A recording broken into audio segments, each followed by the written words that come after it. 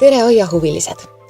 Peale selle, et on rohkelt töid, mida sügisel aias teha tuleb ja millest räägime järgmises saates, on praegu hea aeg neile, kes otsustanud järgmisel kevadel endale aiakujunduse kas tellida või siis ise sellega tegeleda.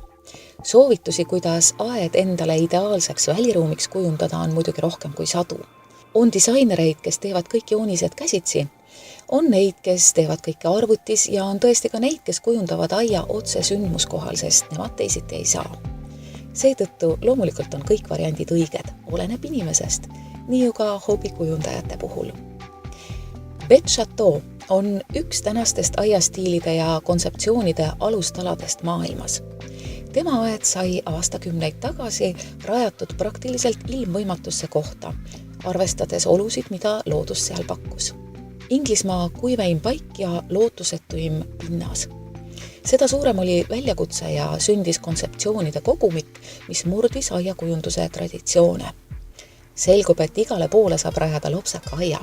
Jälgige ainult keskkonda ja otsige kokku need taimed, mis seal kasvada tahavad.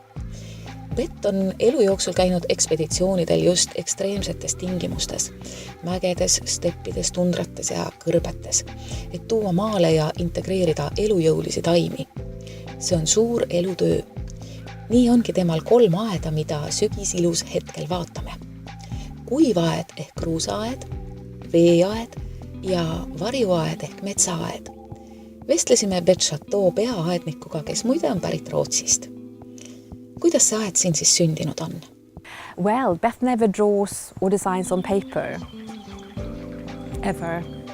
So everything is just Beth going around with somebody, sometimes on a tractor behind her. Like when she did the woodland garden, said, well, this is the path here. And she uses hose pipes that you water with.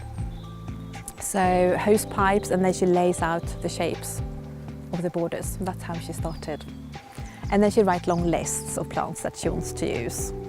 So she'll have a long list of things for the water garden. So it will be low ground covers, mound-forming plants, tall upright plants, and then she uses that combination. But she never sits down and writes it down on a piece or draws on a piece of paper. It's all in her head. Beth always makes sure there's a good sort of bone structure in the garden. So make sure that you have something tall, perhaps a tree. If you only got a small garden, you can use something like an amelanchier.